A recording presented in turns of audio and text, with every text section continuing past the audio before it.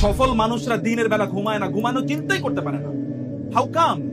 আপনি দিনের বেলা আপনি সকালে ঘুম থেকে উঠতে পারেন না, তাহলে আপনি দুনিয়া জয় করবেন কিভাবে? আপনি তো কম্বল ছাড়াই উঠতে পারেন না, আপনি তো বিছানাকেই জয় করতে পারেন, আপনি দুনিয়া জয় করবেন কিভাবে?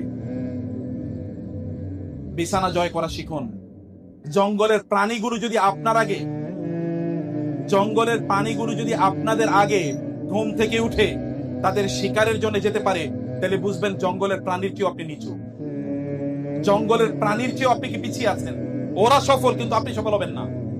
আপনার কয় ঘন্টা ঘুমান? এখানে একটু হাত তুলে বলেন তো, কেউ একজন কয় ঘন্টা ঘুমান? কত ঘন্টা ঘুমান? যিনি 8 ঘন্টা ঘুমান তিনি দুনিয়াও আগাইতে পারবেন, আখেরাতও আগাইতে পারবেন।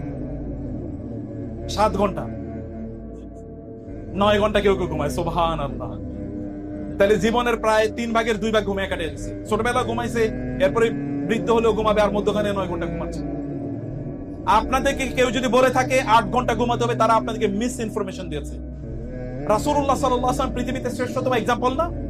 তিনি 4 ঘন্টা থেকে 4.5 ঘন্টা থেকে 5 ঘন্টার উপর কোনোদিন ঘুমান নাই। I challenge you. এবং এখনো যারা আপনি স্যার থেকে জিজ্ঞেস করেন তো কয় ঘন্টা ঘুমায়? এই যে 4 ঘন্টা ঘুমায়, যে দেখেন 4 ঘন্টা ঘুমায়। এবার প্রিন্সিপাল স্যারকে জিজ্ঞেস করেন কয় ঘন্টা ঘুমায়। স্যাররা তো এখানেই, যে এখানে তো মানে উপস্থিত আছেন, তো স্যাররা তো ইউনিভার্সিটিতে চলে আসেন, দিনের বেলা তো আর ঘুমানোর সময় পান না, রাতেও নিশ্চয়ই 11টা-12টার আগে ঘুমান না, নাহলে 11টায় ঘুমান, এরপরে ফজরের জন্য উঠে যান, অথবা তাদের অন্যান্য কাজ থাকে। 4-5 ঘন্টার বেশি ঘুমায় কিভাবে মানুষ? যে ডাক্তার আপনাদেরকে বলেছে 8 ঘন্টার বেশি 8 ঘন্টা ঘুমাতে হয়, আমি চ্যালেঞ্জ করে বললাম একজন ডাক্তারে গিয়ে বলেন আপনি 8 ঘন্টা ঘুমান রুটিন দেন আমাকে, একজনকে আমি চ্যালেঞ্জ করে বললাম এখানে। অতএব এটা একটা ফেক ইনফরমেশন। ঘুমের সময় কমিয়ে দেন। আপনি ঘুমাবেন গিয়ে কবরে, এরপরে করবেন কি? কবরে গিয়ে করবেন কি? দুনিয়া তো কাজের জায়গা, এখানে তো আপনার ঘুমের জায়গা না। এবং আপনার নবীজি কি করেছেন, তাকে স্ট্যান্ডার্ড হিসেবে নেন, তাকে এক্সাম্পল হিসেবে নেন, তার চেয়ে সফল এই পৃথিবীতে কেউ না। আপনি মনে রাখবেন, বড় কাজ মানুষকে বড় বানায় না, ছোট কাজ অব্যাহতভাবে যখন মানুষ করে তখন তিনি বড় হয়ে যান।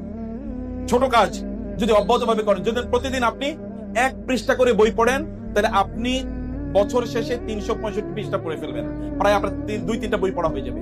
প্রতিদিন যদি আপনি আপনার সাবজেক্টে আধা ঘন্টা পরে পড়েন, তাহলে আপনি দেখবেন যে মাস শেষে আপনি 15 ঘন্টা পড়েছেন।